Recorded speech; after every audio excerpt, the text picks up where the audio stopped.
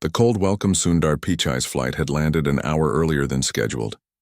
After weeks of grueling meetings across continents, he finally had a rare 2-day window to rest before returning to his hectic schedule at Google headquarters. The luxury hotel he had selected was reputed for its world-class service and privacy, which was exactly what he needed. Though Sundar rarely cared about outward appearances or ostentatious displays of wealth, this hotel was recommended by one of his close friends who assured him that, here, a man could simply be himself. No cameras, no journalists, just peace. As his sleek black electric sedan rolled to a stop under the gleaming portico of the Grand Hotel, Sundar glanced out the window. The hotel's facade gleamed in the early morning sun, with marble columns rising high and crisp white-gloved staff standing neatly at attention. But what should have been an elegant welcome quickly took on an unexpected turn. Sundar, dressed in simple attire, jeans, a well-worn gray blazer, and his signature wire-rimmed glasses, stepped out of the car alone, without any entourage. Indior. Valet took his bag politely, but the front doorman's eyes flickered with suspicion. A couple had arrived in an expensive sports car just before Sundar, and the staff had all but tripped over themselves to greet them, calling them sir and madam in the warmest tones. When Sundar walked toward the entrance, he was met by the doorman with a stiff expression. "Excuse me, sir," the man said with a forced smile, eyes scanning Sundar's attire. "Guests for the hotel restaurant are directed to the side entrance. This main entrance is reserved for registered hotel guests." Sundar paused for a moment, confused. "I am a guest. I have a reservation." His voice was calm, polite, and unassuming. The doorman's brow furrowed. "Perhaps there is a misunderstanding. Are you sure you have a reservation here?" The tone was unmistakable, doubtful, bordering on condescending. Before Sundar could answer, a hotel manager arrived, drawn by the small commotion.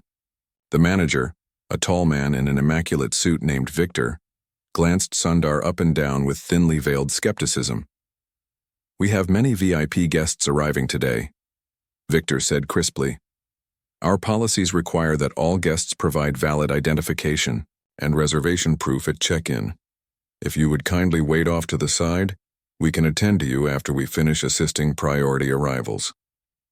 The message was clear. Sundar, dressed modestly and arriving alone, was not seen as someone worthy of priority. Around them, guests continued to arrive. Wealthy couples, businessmen in sharp suits, influencers with designer luggage, all greeted with smiles and red carpet courtesy. Sundar stood quietly to the side, observing, not reacting. The irony was almost amusing to him. If Victor or the doorman had cared to glance at the reservation list, they would have seen his name in bold letters: Sundar Pichai, Google CEO, guest of the presidential suite. He could have pulled out his phone, called his assistant, or even revealed his identity. But something stopped him. Perhaps it was curiosity. Perhaps it was a deeper principle. How many other people faced such judgments based on appearances? An elderly porter, noticing the exchange, approached Sundar quietly. "Sir, may I help you?" he asked, his voice kind. Sundar smiled and handed the man his reservation email. The porter's eyes widened as he read the name. He quickly whispered to Sundar, "Please wait here, sir. I will inform the correct person." Moments later, the porter hurried away. Meanwhile, Victor continued to ignore Sundar, directing staff to attend to the real VIPs. A few other staff whispered among themselves, casting occasional glances at Sundar. The atmosphere had shifted. He had become an object of curiosity and subtle disdain, but Sundar remained patient, his expression calm, almost serene. Years of experience had taught him the power of observation and restraint. 10 minutes passed, then 15, still no acknowledgement. Finally, the elderly porter returned with another senior manager, a woman named Maria, who looked concerned. She approached Sundar immediately. "Mr. Pichai, I am terribly sorry for this confusion. Please come with me at once." Victor's face drained of color as he overheard the words. The realization of who Sundar truly was hit him like a wave. Maria led Sundar through the grand lobby, past the other guests and curious onlookers. As they walked, Sundar noticed Victor trailing behind, his confident posture now slumped.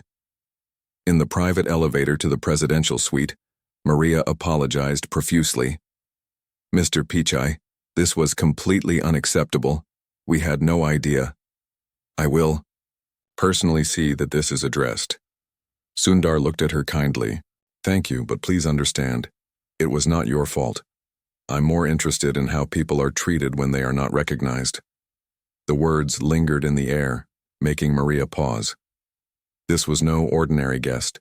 This was a leader who carried humility and wisdom in equal measure. As they reached the suite, Maria promised to send up refreshments and anything Sundar might need. He thanked her politely, then settled into the expansive room. But his mind remained on what had happened downstairs, not in anger, but in reflection. The doorman and Victor had judged him by his appearance, not his character.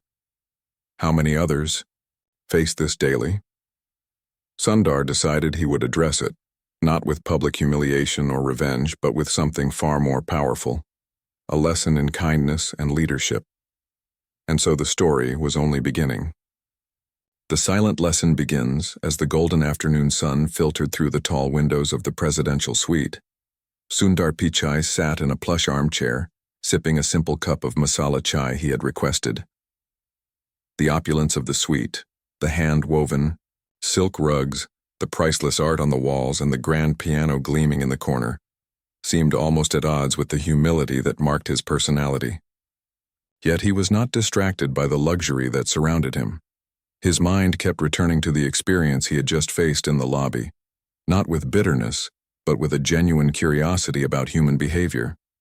It was not the first time he had encountered bias based on appearance, nor would it be the last. But each instance offered a choice: either allow it to breed resentment or transform it into an opportunity for learning and change. Just then, there was a soft knock on the door. Maria, the senior manager who had swiftly corrected the earlier mistake, entered with a tray of refreshments and an apologetic smile. "Mr. Pichai," she began hesitantly, "I wanted to again extend my sincerest apologies for what happened downstairs. I've spoken to the staff and we will ensure such incidents do not occur again." Sundar set down his cup and looked at her kindly.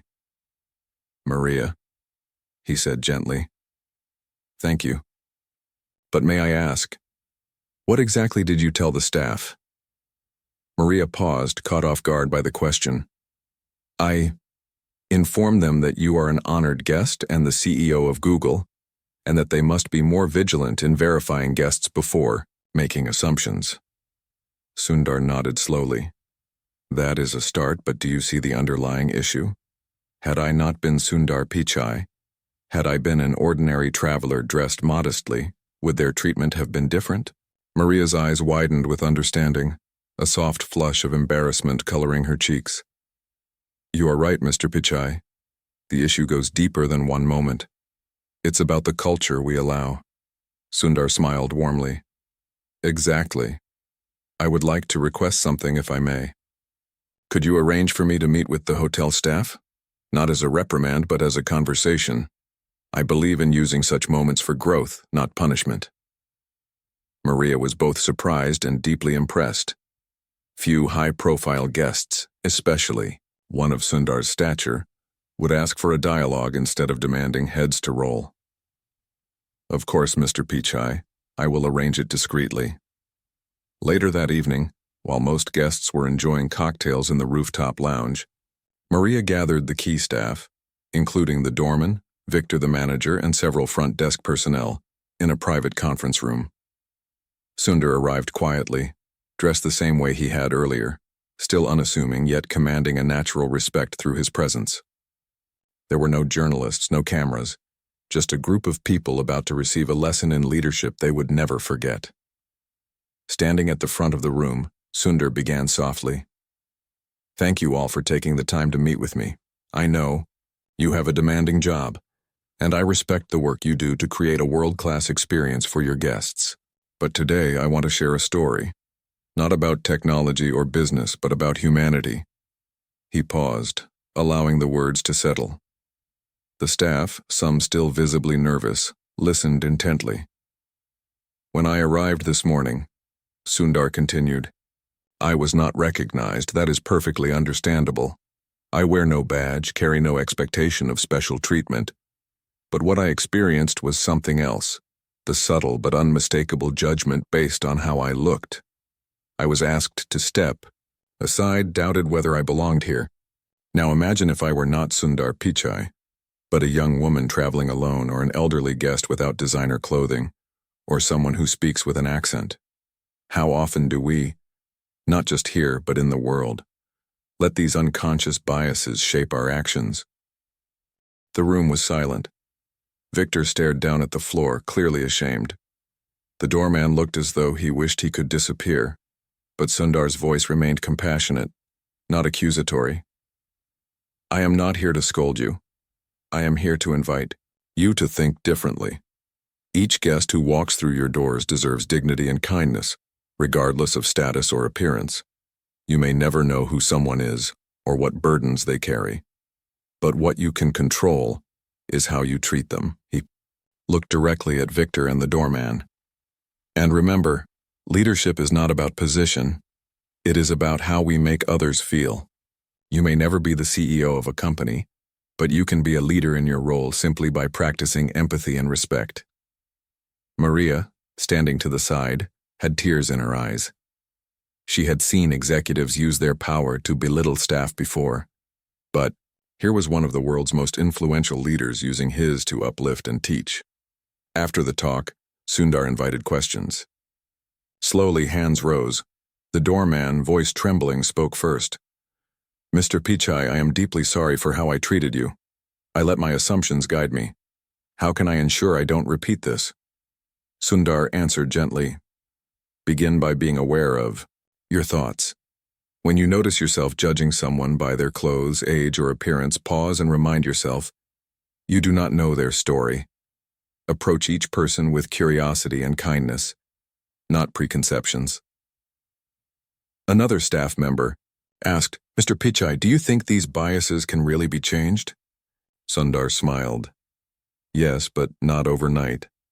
It requires conscious effort. The good news is that awareness is the first step. Conversations like this matter, and leadership teams like yours must model this behavior consistently. By the end of the session, the atmosphere in the room had shifted completely. What began as an uncomfortable gathering had transformed into a heartfelt exchange that left many staff members reflecting deeply on their roles. As the meeting concluded, Victor approached Sundar with humility. Mr. Pichai, your grace today has taught me more than any corporate training ever could. I am truly sorry, and I will strive to lead differently from this day forward. Sundar clasped his hand warmly. That is all I ask. We are all learning. Always. As he returned to his suite that night, Sundar did not feel anger nor triumph. Instead, he felt hope. One small moment of humiliation had become a spark for change, not just for a hotel staff, but perhaps for many others they would serve in the future. But unknown to him, the story was not yet over. The next morning, a very public opportunity would arise, one that would test whether the lessons of the evening had truly taken root, and would reveal just how powerful quiet leadership could be in the face of public scrutiny. A test of grace. Before the public eye. The next morning dawned, crisp and clear, the sunlight pouring in through the tall glass panes of Sundar Pichai's suite as the city below stirred to life. Though he had retired late the previous night, his mind reflecting on the profound yet simple dialogue with the hotel staff, Sundar rose early, as was his habit. Years of disciplined routines had taught him that each new day was an opportunity to embrace with full presence. He did not let the previous day's incident linger as resentment. Instead, he viewed it as a necessary window into how easily human beings default to unconscious judgments, and how even a brief encounter could inspire reflection. It had, after all, been a chance to teach, not through condemnation but through understanding. As he dressed for the morning, he chose the same modest style, Dark trousers, a simple white shirt, a gray blazer. He had no desire to adorn himself with outward symbols of wealth or status. In truth, Sundar had always believed that true dignity did not stem from appearance, but from one's conduct and character. He smiled quietly to himself. There was a subtle joy in being underestimated at times, for it allowed him to see others' true nature unfiltered. Maria had arranged a private breakfast for him in the sunlit conservatory adjoining the garden terrace. She greeted him warmly as he arrived, her demeanor noticeably lighter and more genuine than the day before. The previous night's meeting had left a deep impression on her and the staff. Many had stayed after the session, discussing how they could adopt the principles Sundar had shared not only at work, but in their personal lives as well. "Good morning, Mr. Pichai," Maria said with a sincere smile. "I wanted you to know, several team members came to me last night. Your words touched them. They were grateful you chose dialogue over criticism." Sundar responded gently, "That is good to hear, Maria. But change must be lived, not just spoken of. I hope they will remember this beyond today." As they spoke, a junior staff member approached Maria hurriedly. "There is a small issue downstairs," she whispered nervously. "A large group of VIP guests has arrived unexpectedly for brunch, and the restaurant is nearly full. The media has accompanied them. Several prominent journalists are here already. Cameras and all?" Maria's face tightened with concern. "Thank you. I will handle it." Turning to Sundar, she explained, "I apologize, Mr. Pichai. There may be a bit of commotion near the conservatory. We hadn't anticipated this crowd." Sundar simply nodded. "No problem at all. Life is rarely predictable." What neither of them realized was that this gathering would soon become an unscripted stage, a test of whether the lessons from the previous evening would hold when placed under the glare of public attention. As the conservatory filled with the hum of conversation and the flicker of camera flashes, Sundar quietly continued his breakfast, enjoying the tranquil view of the manicured gardens. Yet from his seat he could observe the unfolding scene inside the restaurant, a flurry of arrivals, journalists positioning themselves strategically, VIP guests taking their places with practiced ease. Among them was a particularly influential media mogul, known both for his wealth and for his sharp tongue. The man entered with an entourage, loudly declaring complaints about the seating arrangements and the lack of visible management. His voice carried easily across the room, drawing glances from both guests and staff. Victor, the manager, was summoned urgently to handle the situation. Though visibly nervous, he approached with measured composure, a noticeable contrast from his earlier arrogance. Sundar observed this quietly, noting the change in Victor's demeanor.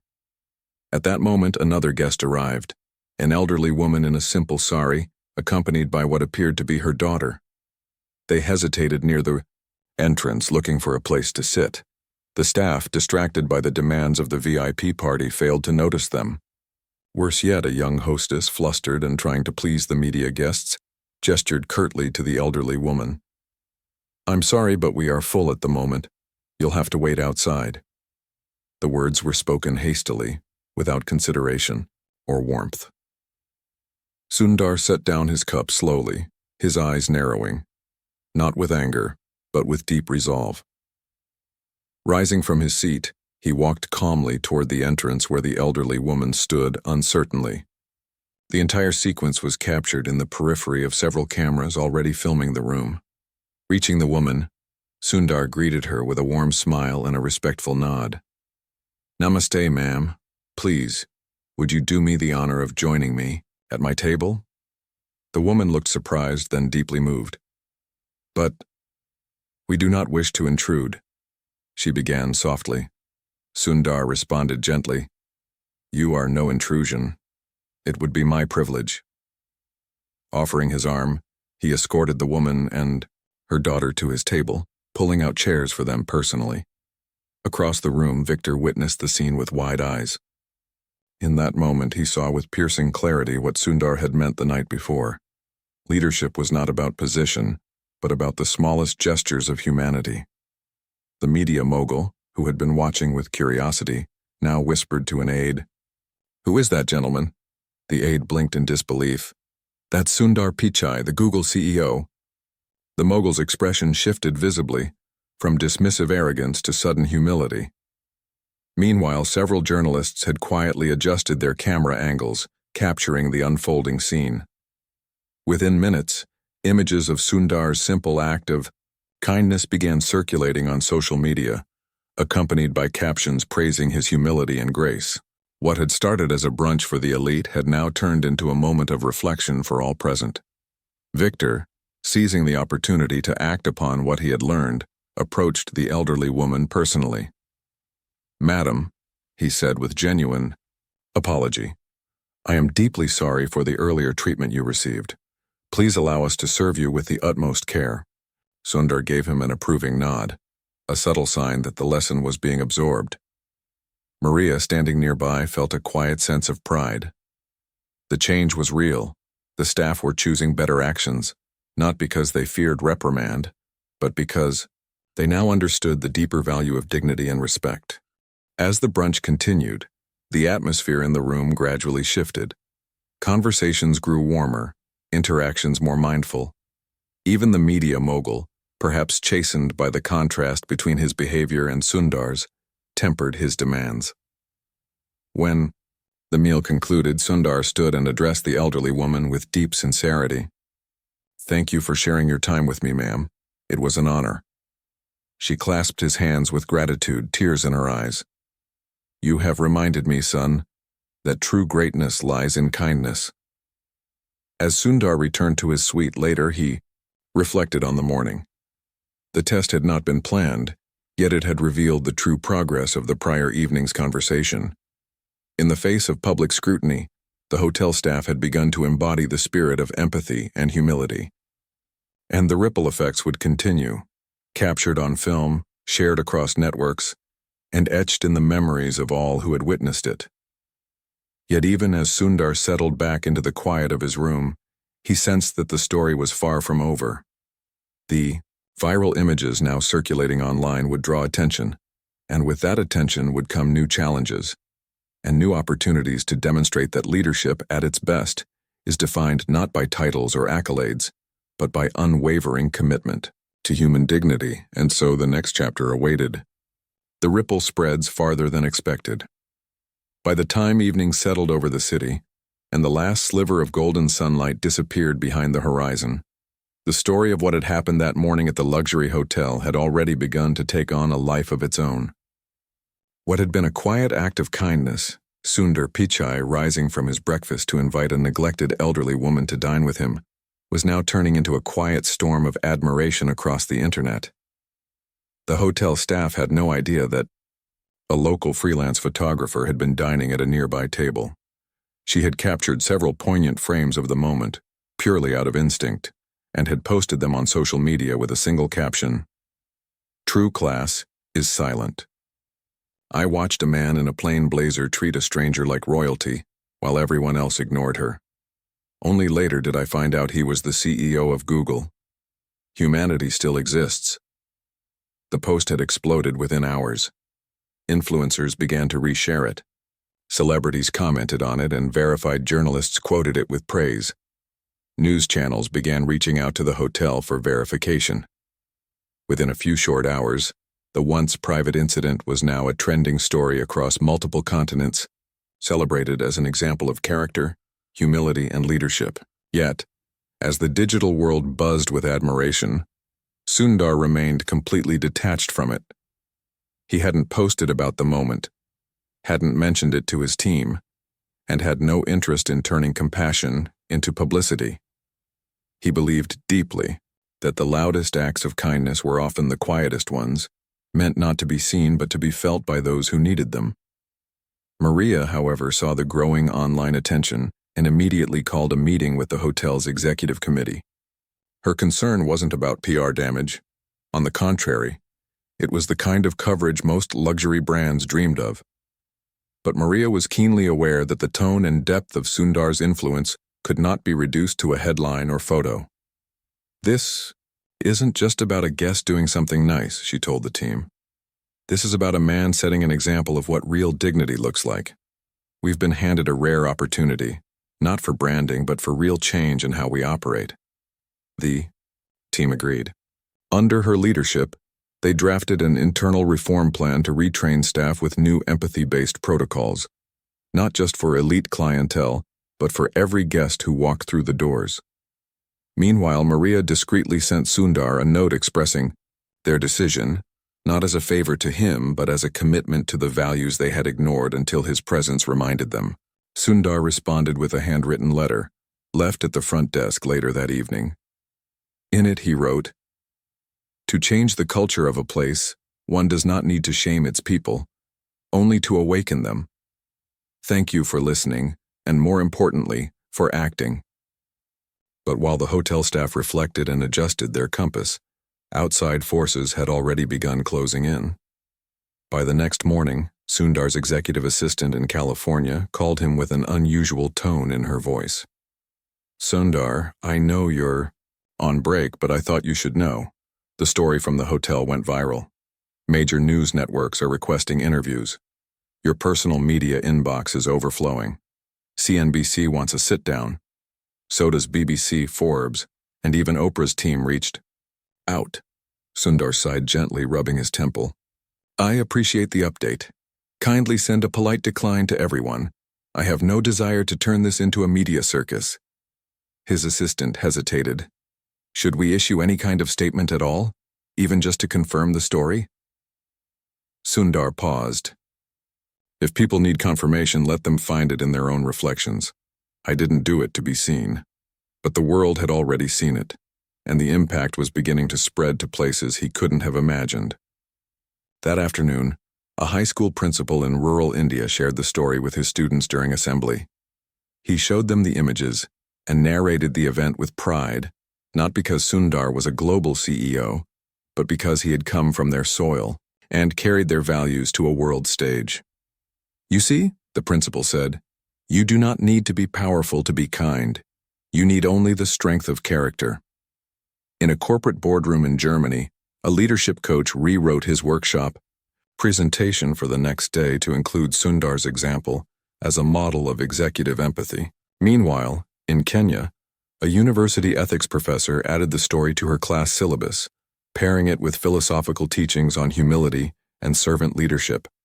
And in a high-rise in New York, a billionaire who had seen the photo while scrolling on his private jet paused for a long time before forwarding it to his entire staff with the subject line, "This is how you treat people." Back at the hotel, however, Sundar remained unchanged by the wave of admiration. He continued to greet every staff member by name, ask after their families, and treat the environment with the same quiet respect he always had. But something new began to unfold. The doorman, the very one who had dismissed him 2 mornings ago, now greeted every arriving guest with a softness and sincerity that hadn't been there before. Whether it was a traveler with a battered suitcase or a family with loud children, his tone was kind, his manner warm. Guests noticed. Complaints turned into compliments. And slowly, the culture of the hotel began to shift from polished pretense to genuine hospitality. One afternoon, as Sundar walked past the hotel lounge, he heard someone call his name softly. Turning, he saw the elderly woman from brunch seated with her daughter. She beckoned him over, her eyes moist with gratitude. "You gave me more than a seat at your table that day," she whispered. "You restored something in me. Faith. That kindness still lives in this world." Sundar placed a hand gently over hers. "It lives wherever we choose to carry it." What Sundar didn't yet know was that the woman was the widow of a renowned professor who had once taught social ethics at a prestigious university.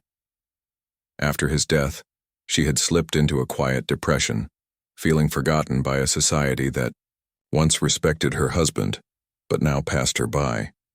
That brunch and Sundar's gesture had awakened something dormant in her, the sense that she still mattered. As the days went on, Sundar received a final message from Maria on his last evening at the hotel. It was handwritten, much like his own letter to her. It read, "Dear Mr. Pichai, in just 3 days your presence here has taught us more about hospitality than years of training ever could. But more than that, you reminded us that the true Mark of a great man is not how high he sits, but how low he's willing to stoop to lift others up. You may leave tomorrow, but the change you sparked here will stay. With gratitude, Maria. Sundar read the letter in silence, then folded it with care and slipped it into his notebook. He would not frame it or post it on social media. He would simply carry it with him, a reminder that even in the quietest corners of the world, transformation is possible when kindness meets leadership. The next morning, as he checked out of the hotel, he passed by the lobby where Victor and the doorman now stood together, greeting a young couple with backpacks and worn clothes. The staff welcomed them with warmth and respect, completely unaware of their guest's financial background. Sundar didn't stop them. He simply watched for a moment, nodded to himself, and stepped into his waiting car.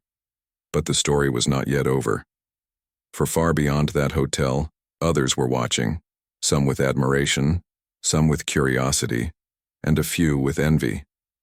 One of those watching was a powerful corporate rival, a man known not for humility, but for theatrics and power.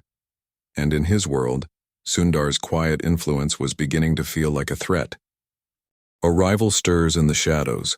The sleek black car carrying Sundar Pichai away from the luxury hotel glided through the busy streets of the city as dawn broke on his final morning there. Inside, Sundar sat in quiet contemplation, a man at peace, not because he had gained anything of material value from the past few days, but because he had seen a small but real change take root where it mattered, within the hearts of people. He had come seeking rest and privacy, but life had handed him an opportunity for something far greater, a chance to remind others of the simple truth that dignity belongs to everyone, not just to those draped in wealth or status. Yet as Sundar's vehicle turned a corner and disappeared into the growing morning bustle, elsewhere in the city, in a glass-walled penthouse office high above, another man sat watching the events unfold with a very different reaction. Across a wall of glowing screens, the story of Sundar's humble act had dominated the news cycle for over a day now. Major networks, business journals, and even morning television shows had lauded it as a masterclass in character and leadership. Social media feeds buzzed with admiration. The hotel, now basking in newfound praise, had even received a surge of new bookings, driven in no small part by people eager to experience the place where such an act had taken place. But to Alexander Brandt, billionaire tech mogul and Sundar's long-standing corporate rival, the story was more than a feel-good headline. It was an irritation. For years, Alexander had built his empire with a vastly different philosophy: dominance through visibility, reputation through control of narrative, power projected in every direction. He believed deeply that respect was something to be demanded, not earned through kindness.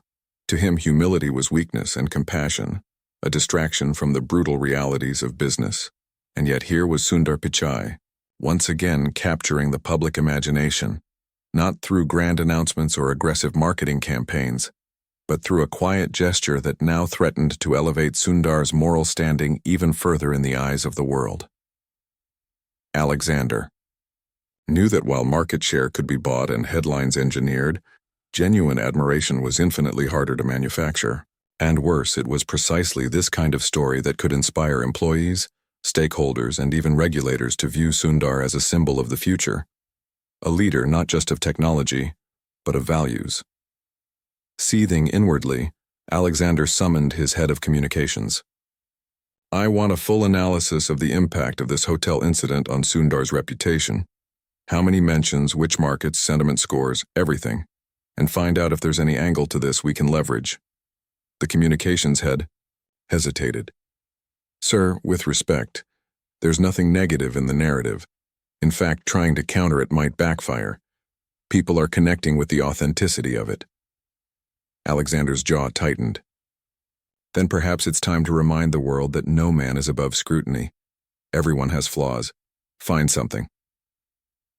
Across the city, meanwhile, Sundar had arrived at the modest tech conference where he had agreed to give a low-profile keynote address before flying out that evening.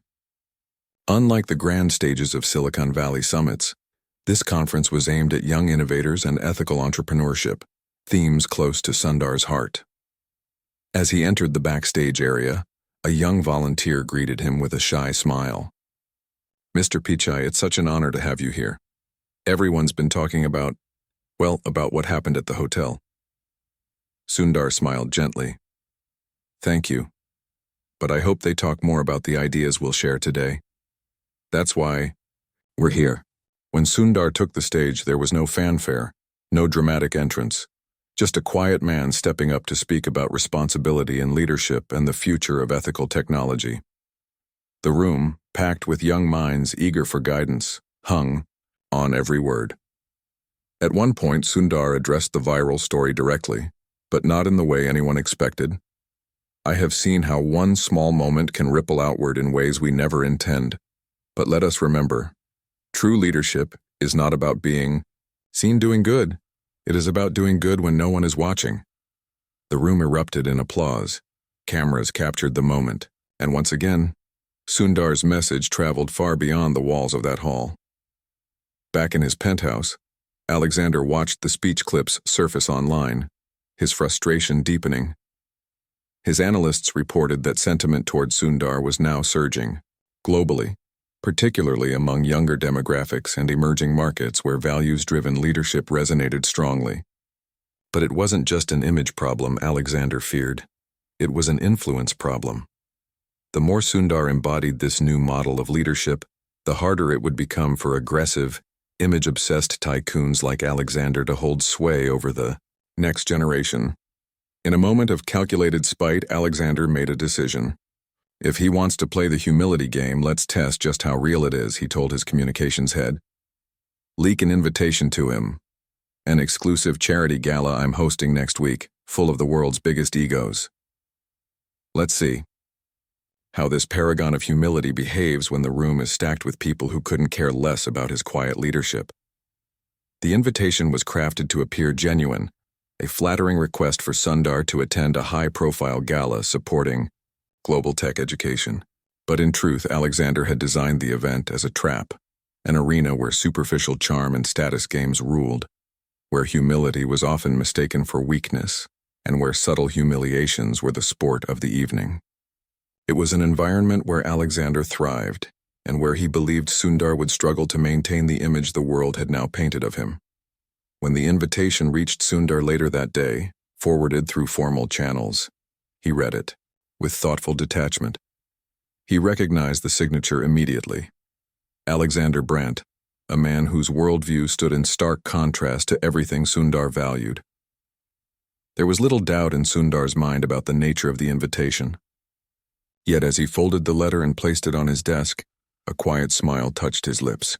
Sometimes, he thought, the best way to counter darkness is not to avoid it, but to carry your light into it. And so, after a brief consultation with his team, Sundar made his decision. He would attend the gala, not to engage in status games or to prove anything to Alexander, but to remain true to himself in any room, before any audience. For leadership, he knew, was not about controlling environments. It was about controlling one's own presence within them. As the evening of the gala approached, whispers began to circulate in corporate circles. Would Sundar show up? Would the quiet CEO hold his ground in a room designed to undermine him? And somewhere in the shadows of the opulent world that awaited, Alexander Brandt smiled, believing that at last he would pull Sundar Pichai into an arena where image alone could not shield him. But what Alexander failed to grasp was that the greatest strength of a leader like Sundar was not an image to defend. It was an authenticity that needed no defense at all. And the most unforgettable chapter of this story was about to unfold, the Gala of Vanity and Grace. The week passed quickly, the world outside buzzing with the ripple effects of the hotel story, while Sundar Pichai returned to his daily responsibilities at Google. Yet amidst the hum of high-level strategy meetings, product reviews, and global conference calls, the upcoming invitation from Alexander Brandt remained a quiet thread of thought running through Sundar's mind. He had no illusions about the true nature of the gala he had accepted to attend. The letter had been dripping with performative courtesy, its true intent veiled beneath grand words about charity and global innovation. Sundar knew Alexander well enough to see through the invitation's polished surface. It was a stage carefully constructed to serve ego, not empathy. A place where humility might appear out of place, where power was often flaunted in whispered comparisons of wealth and influence. But Sundar also knew that the strength of a leader was not measured by the comfort of their surroundings, but by their consistency of character within any environment. If he declined, it would only feed Alexander's narrative.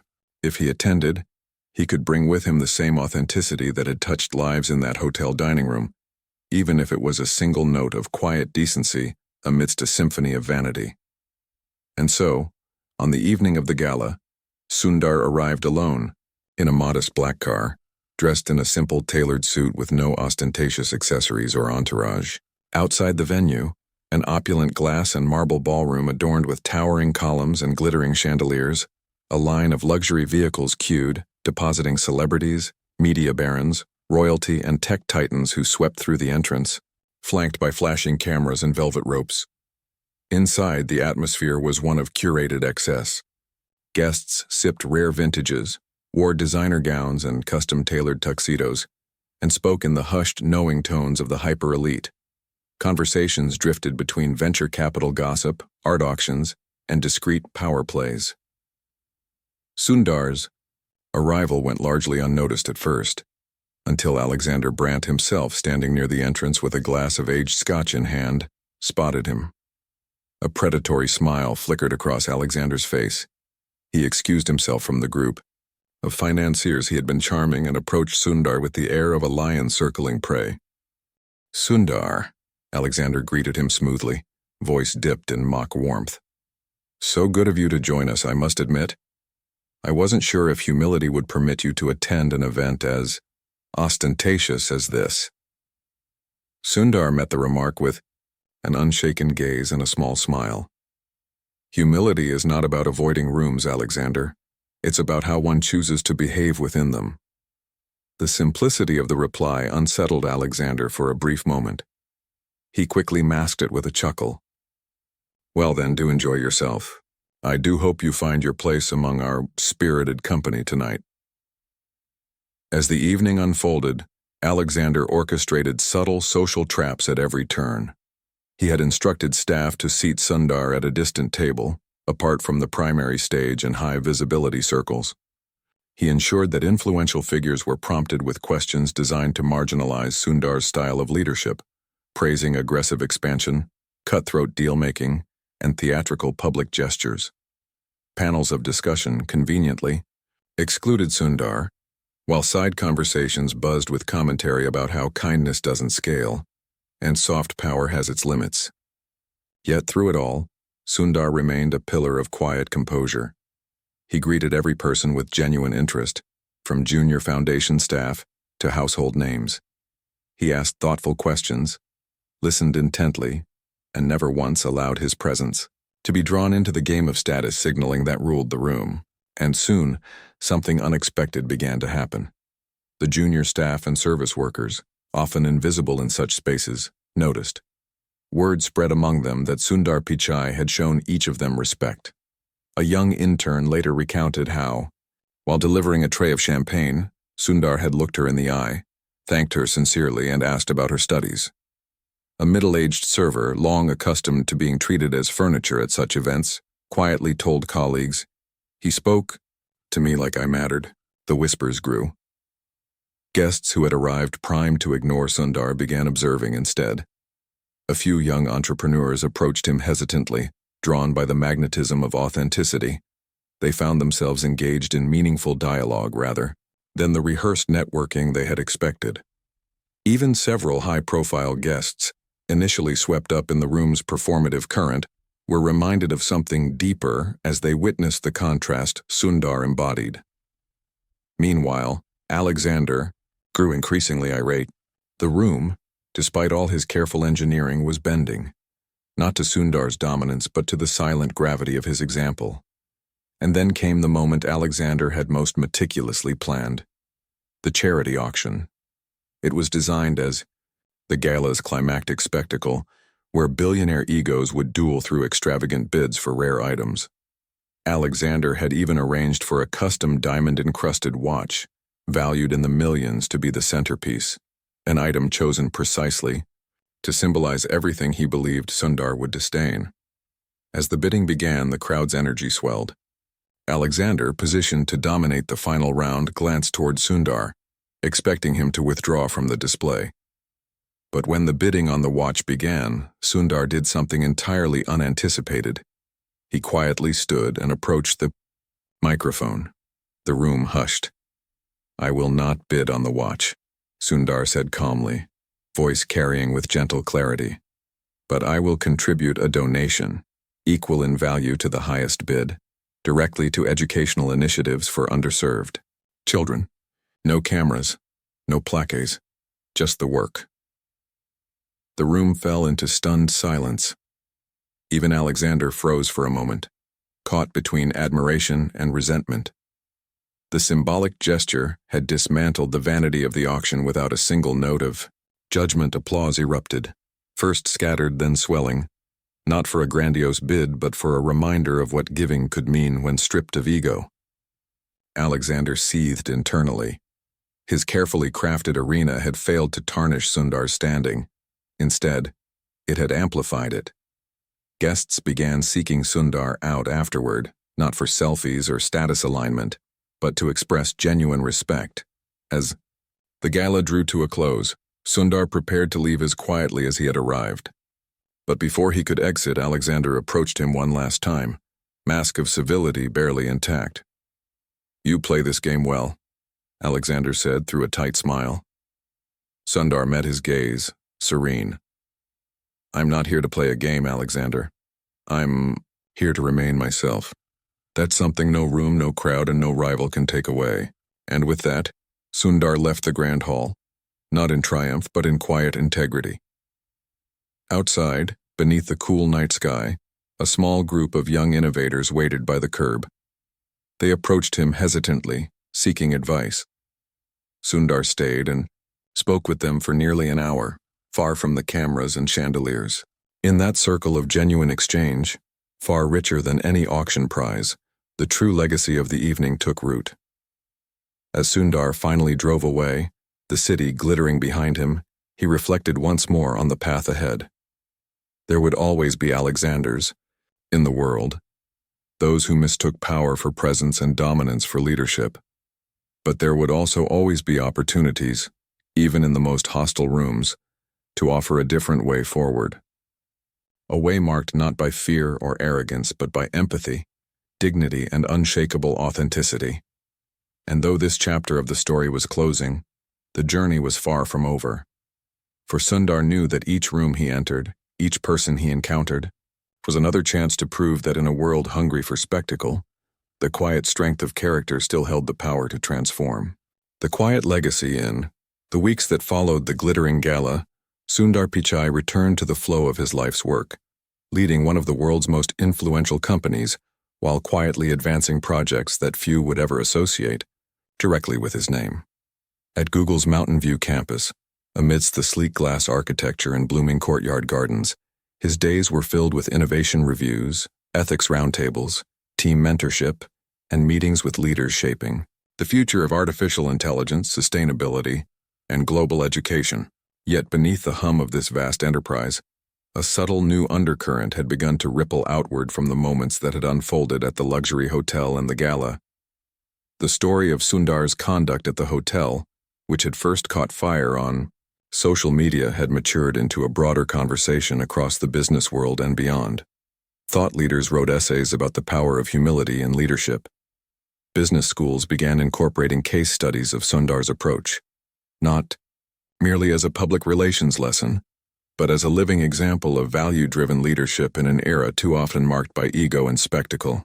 Young entrepreneurs, inspired by his quiet defiance of status games at the gala, began rethinking how they would lead their own ventures. For every Alexander Brandt seeking dominance through force of image, there now stood a growing movement of voices urging a different path, one of authentic service and humanity. But the impact reached further still. One morning, as Sundar prepared to address a group of Google's newest hires, Maria, the senior manager from the hotel, sent him an unexpected letter. Written in elegant script on crisp stationery, it read, "Dear Mr. Pichai, since your visit, our hotel has changed more than I can express. We have instituted new training centered on dignity and empathy. But more than policies, a new spirit has taken hold.